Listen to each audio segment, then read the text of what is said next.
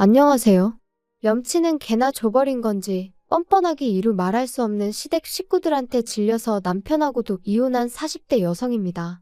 아무리 100세 시대라지만 나이 40에 이혼을 한다는 게 쉬운 선택은 결코 아니었어요. 특히나 친정부모님에게 자식이라곤 저 하나였으니 어떻게든 잘 사는 모습을 보여드리고 싶었으니까요. 그런데 연애랑 달리 결혼은 남편하고 저하고 둘만 잘 지낸다고 될 일이 아니대요. 특히나 남편이 떡하니 버티고 서서 제 편이 되어줬다면 모르겠지만 말끝마다 그래도 우리가 이해해야지 어쩌겠냐를 달고 사니 저로서는 미치고 팔짝 뛸 노릇이었죠. 그래서 이해를 할 거면 너 혼자 해라. 우리 타령 좀 그만하라 하고 이혼했어요.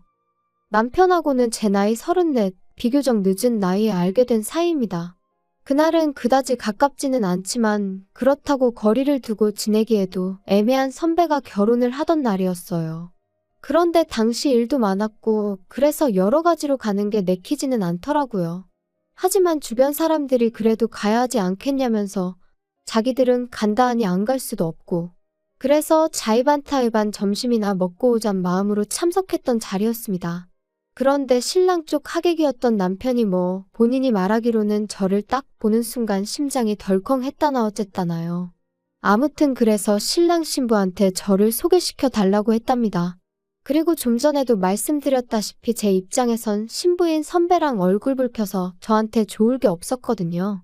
그래서 또 어쩔 수 없이 나갔는데 남편이 처음부터 얼마나 적극적으로 들이댔는지 몰라요. 말 그대로 사람 정신을 쏙 빼놓더라고요.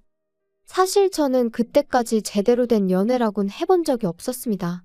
대학을 졸업하고 몇 번 소개팅도 해보고 소위 썸도 타보긴 했지만 늘 저에게는 일이 먼저였고 그걸 상대 남자 쪽에선 이해를 못 해주더라고요.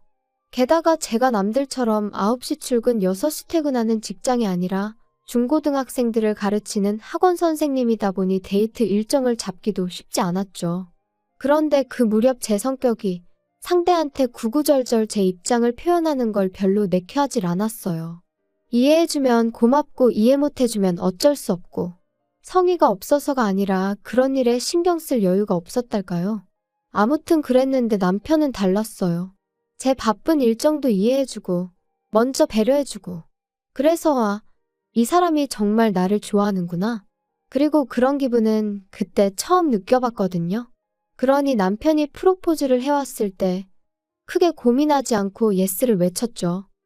결혼 당시 시댁에서 따로 지원을 받은 건 없어요. 남편이 그나마 모아놓은 돈이 있긴 했지만 시댁 자체는 형편이 썩 좋지가 못했거든요. 일단 시부모님은 장사를 하다 망하셨는데 이후로 아버님은 딱히 하는 일 없이 지내시는 상황이었고 어머님은 남의 가게에서 설거지를 하시며 생활비를 벌어쓰고 계신다 들었어요. 그리고 남편에게는 위로 5살 많은 신우가 있었는데 신우는 일찍이 결혼하여 아들 하나를 키우고 있었습니다.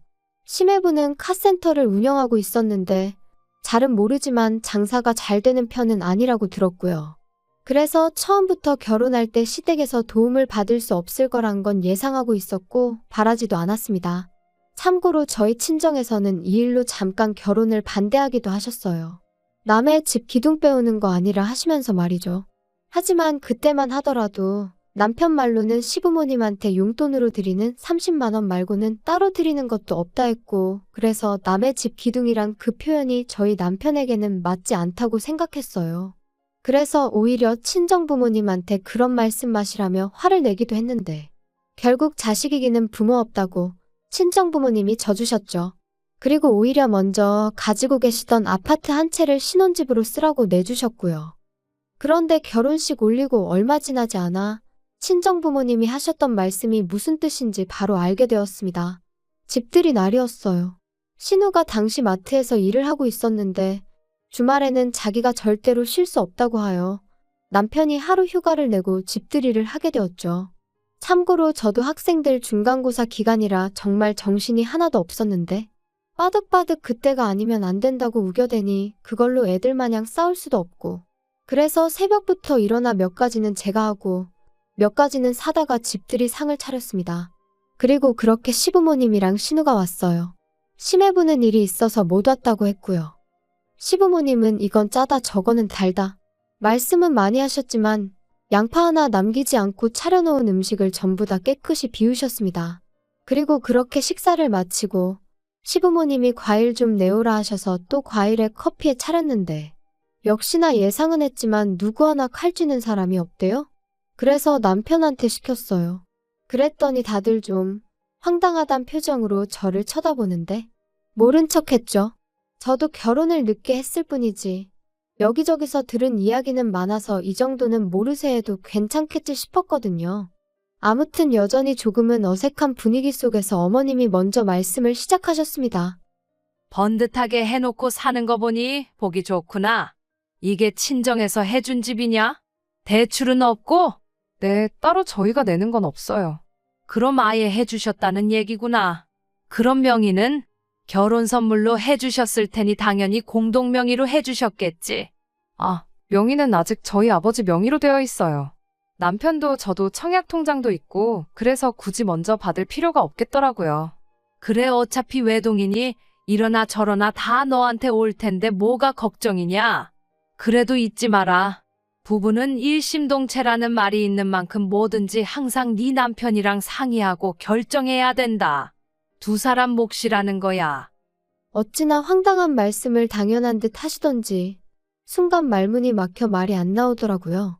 그리고 또 시조카도 있는 자리에서 한마디 한마디 받아치기도 그렇고 그래서 그냥 한 귀로 듣고 한 귀로 흘린다는 기분으로 웃어넘겼어요.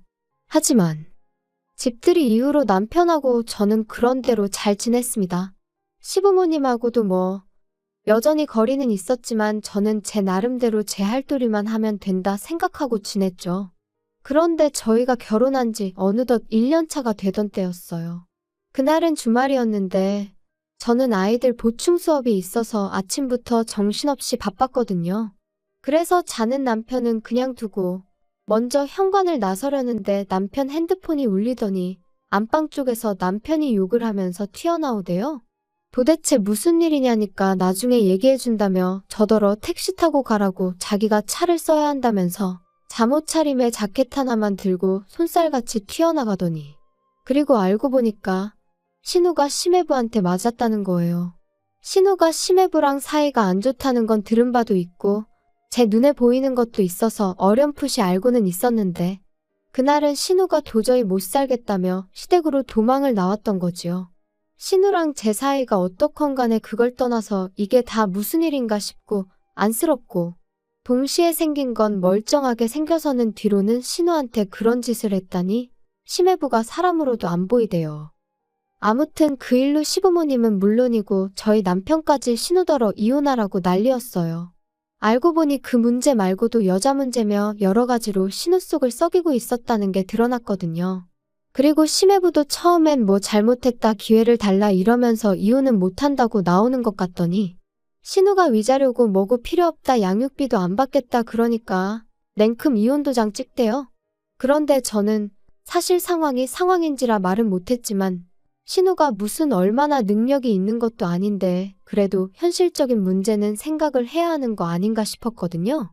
하지만 뭐 누가 제 생각을 물어보는 것도 아니고 그런데 알고 보니까 신우가 그렇게 서두른 이유가 있었어요. 신우한테도 남자가 있었거든요. 그리고 자기 생각엔 자기가 이혼만 하면 그 남자가 자기를 책임져 줄 거라 생각하고 이도저도 필요 없다 이혼만 해달라 했던 모양이 돼요. 하지만 그 남자 쪽에선 신우가 이혼했다 하니까 부담스러웠는지 어쨌는지 거리를 두기 시작했고 뭐 그렇게 신우 신세만 말 그대로 낙동강 오리알 신세가 되어버렸어요. 그리고 상황이 이렇게 되니까 시부모님이고 남편이고 신우 얘기만 나오면 한숨을 푹푹. 그렇다고 제가 무슨 이야기라도 하면 말끝마다 너가 뭘 알겠냐? 좋은 남자 만나서 고생 않고 사는 너는 아무것도 모른다는 식으로 입을 막아버리니 그럴 거면 그냥 막말로 자기들 셋이 있을 때나 얘기하지 왜 꼭 나 있는 자리에서 신우 이야기를 하나 싶고 그래서 언젠가부턴 저도 내 알바냐 하고 신우 일에는 관심을 꺼버렸어요. 그런데 요즘 애들이 사춘기가 빨리 온다더니 시조카도 그랬던 건지 애가 어찌나 예민하고 한마디로 무서운 사람이 없더라고요.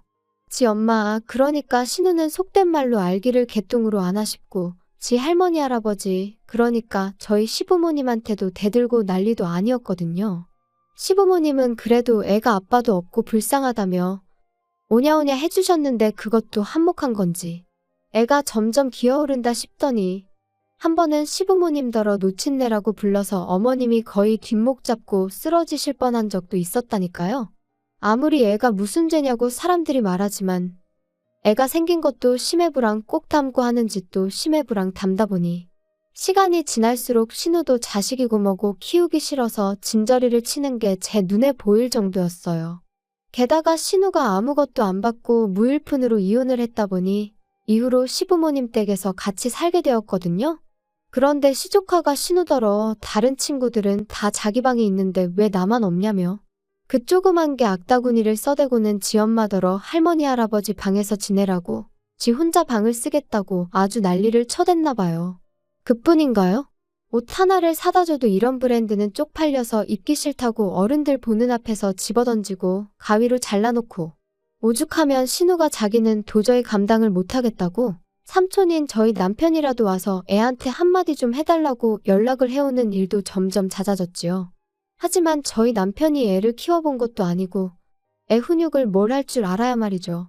저희 남편도 모른 척할 순 없으니 매번 가긴 갔지만 이후로 괜히 애한테 싫은 소리만 듣고 와서는 뭐 저런 걸 키우겠다고 아득바득 데리고 온 건지 이해가 안 된다. 갔다 올 때마다 손사래를 치더라고요.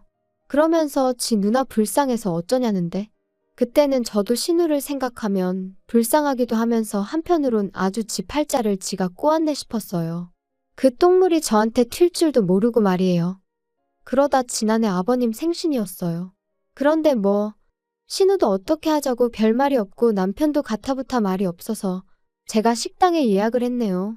그리고 생신 당일 시조카는 안 따라와서 시부모님하고 저희 부부 그리고 신우까지 5사람이 모였지요. 어른만 5이니 술도 한두 잔 오갔고. 그런데 신우는 저랑 남편이 말리는데도 그냥 좀 내버려두라며 계속 혼자 홀짝홀짝 소주만 마셔대더니 이내 금세 얼굴이 벌개져서는 저더러 얼굴이 좋아 보인다는 둥? 친정에 돈이 있으니 그러냐는 둥. 그런데 사람이 딱 들어보면 알잖아요. 이게 정말 부러워서 하는 소리인지 빈정거리고 비아냥거리는 건지. 신우가 하는 말은 정확히 후자였어요. 그리고 남편도 금세 눈치를 채고는 신우더러 왜 이러냐며 그만 좀 하라 하더니 자기가 먼저 신우를 집에 데려다주고 오겠다며 신우를 둘러엎고 식당을 나섰습니다. 그래서 졸지에 시부모님과 저만 셋이 남았는데 분위기는 어색하고 어쨌든 아버님 생신인데 제 잘못은 아니었어도 제 입에선 저도 모르게 아버님 죄송해요 소리가 나갔죠. 그러자 어머님이 네가 뭐 죄송할 건 아니다 하시면서 사실 당신이 오늘 저한테 부탁하고 싶은 이야기가 있었다 하시더니 자경이 아들 말이다. 걔가 유학을 가고 싶대. 네? 갑자기 무슨 유학이 가고 싶대요? 여기서 학교 다니니까 친구들이 아빠 없냐 놀려대고.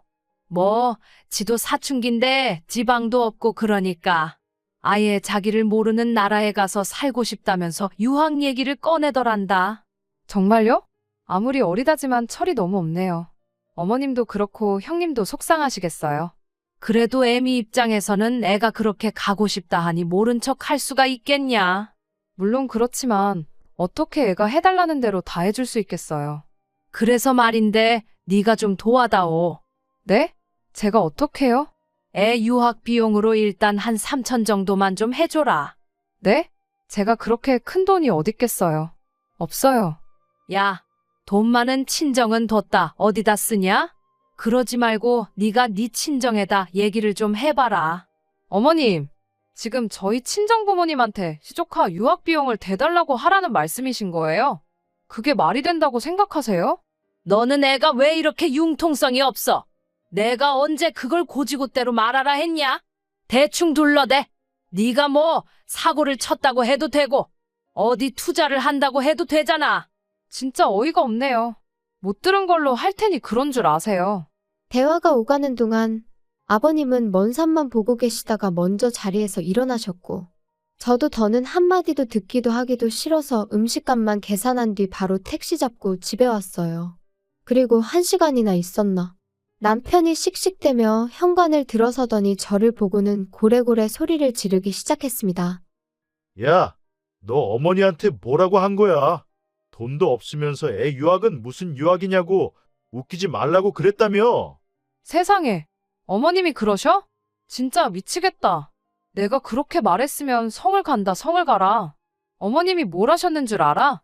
나더러 친정 가서 애 유학 비용을 받아오래. 거짓말을 하든 뭘 하든 해서 일단 3천만 원만 받아오랜다. 그게 말이 되니? 야, 안 될 건 또 뭐야? 솔직히 너 빈몸으로 시집 왔잖아. 내가 빈몸으로 시집 왔다고? 그럼 이 집은? 이 집은 하늘에서 뚝 떨어졌냐? 이 집은 장인어른이 우리 살라고 내주시긴 했어도 우리 명의로 해주신 것도 아니잖아. 그러니까 엄밀히 따지면 이건 장인어른 재산이고 너는 해온 거 없지? 그럼 내가 모아온 5천은? 야, 그렇게 치면 나도 6천 가져왔으니까 계산해봐. 내가 너보다 1,000만 원 더 해온 거야. 계산을 그따위로 하겠다고. 진짜 이제 보니 당신 어머님 아들이 맞구나. 야, 됐고? 그러지 말고 그럼 네 청약 통장이라도 깨서 돈 좀 해줘. 내가 설마 모른 척 하겠냐? 미쳤네 진짜. 하룻밤 사이에 도대체 저한테 무슨 일이 일어난 건지 말 그대로 어안이 벙벙하더군요. 그리고 저는 그대로 안방에 들어가 방문 딱 잠궈버렸어요. 남편이 밖에서 몇 번 열어보려고 하더니 씩씩거리고는 소파에서 자는 것 같았죠. 이내 남편 코 고는 소리가 들렸는데 잠이 오나 싶은 게 전 정말 심장이 벌렁거려서 한숨도 잘 수가 없었거든요. 그리고 이튿날 방문을 열고 나가보니 남편이 거실에서 절 또다시 노려보고 있었습니다. 그리고 저도 어이가 없어서 뭘 쳐다보냐 따졌더니 진짜 안 도와줄 거야. 도와주긴 뭘 도와줘. 당신도 정신 차려? 내가 남의 집 자식 가지고 이러쿵저러쿵 말은 않겠지만 아무튼 자기 능력대로 하는 거지. 나한테 피해주지 마. 나 진짜 너한테 서운하려고 그런다. 누가 할 소리. 야, 마지막으로 하나만 더 묻자. 너 우리 부모님이나 우리 누나나 가족으로 생각은 하는 거 맞아? 그러면 시부모님이나 형님이야말로 나를 가족으로 생각을 해서 그런 소리를 하시는 거래? 친정부모님한테 거짓말하고 돈 뜯어내라고? 야, 어차피 두 분 돌아가시면 다 네 거잖아. 말이면 단 줄 알아? 결국 끝에는 이혼 소리까지 오갔어요. 남편과 저 두 사람이 결혼할 때 남편이 모아둔 돈이 6천 있었고 제가 모아둔 돈이 5천 있었는데 친정부모님이 집도 해주셨고 그래서 두 사람 돈 합쳐서 가정가구를 산 뒤 남은 건 제가 적금으로 묶어두고 있었거든요.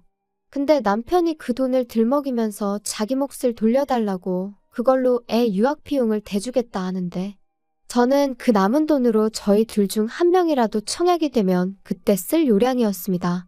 그래서 그렇게는 안 된다니까 그러면 자기 청약 통장을 깨겠다는데 결국 어떻게든 신우한테 돈을 해주겠다는 남편의 확고한 의지를 알겠더라고요. 그리고 이런 일이 이번 한 번으로 끝나지 않겠구나. 앞으로도 툭하면 이런 식의 다툼이 오갈 수도 있겠구나 생각하니까 벌써부터 머리가 지끈거리고 속이 미식거리는 게 한마디로 답이 없다 싶었죠. 그래서 그럼 그 돈 받고 이혼하겠냐니까 이혼이 애들 장난이냐 어쩌냐 하더니 그래 해 하고는 내지르대요. 더 어이가 없는 건 시부모님이나 신우나 이런 상황을 알고도 이혼하지 말라는 사람이 없었어요. 아마 결국 끝에는 제가 져주겠거니 했던 건가 싶기도 하고요. 그래서 저희는 이혼을 했고 그렇다고 신우네 애가 유학을 갔냐면 천만에요. 신우가 그 돈을 사기를 당했거든요. 유학 컨설팅이니 뭐니 해서 무슨 영국 의대를 갈 수 있는 빠른 길이 있다 그런 소리를 어디서 듣고는 덜컥 돈부터 보냈답니다. 그게 말이 되나요? 그리고 상황이 그렇게 되고 나서야 남편도 지가 뭔 짓을 한 건지 정신이 들었는지 저에게 연락을 해온 거죠. 그간의 일을 구구절절 말하며 미치겠다 돌겠다 콱 뛰어내리고 싶다 해대는데 마음대로 하라고 했어요. 나더러 어쩌라는 거냐고. 알고 싶지 않으니 소식 전하지 말라고요. 그러니까 너 진짜 사람이 변했다, 독하다 이러는데 다 네 덕분이라고 너하고 니네 식구들한테 참으로 감사하다 그랬답니다. 사실 처음엔 3천만 원이 결코 적은 돈은 아니지만 처음이자 마지막이다 생각하고 줘버릴 걸 그랬나? 그러면 남편하곤 적어도 그럭저럭 살면 살지 않았을까? 아닌 게 아니라 그런 생각도 했어요. 요즘엔 이혼이 흠도 아니라지만 그래도 누가 결혼했냐 물으면 갔다 왔다고 해야 하나 그냥 했다고 해야 하나. 별거 아닌 것 같은 게 신경이 쓰이고 그럴 때마다 저도 모르게 좀 주눅도 들고 그랬거든요. 그런데 뭐 세상 일이라는 게 다 시간이 지나니까 나름대로 또 적응이 되네요. 그래서 지금은 친한 친구들하고 있을 땐 스스로 내가 인생 선배라며 우스갯소리도 하곤 합니다. 아무튼 만약에 이혼이 두려워서 남편이든 시댁 식구든 거기에 맞춰주고 사는 분이 계시다면 그렇게 살지 않으셔도 된다는 이야기를 꼭 해드리고 싶었어요. 오늘은 미세먼지가 심한 것 같은데 마스크 꼭 쓰시고 즐거운 하루 되세요.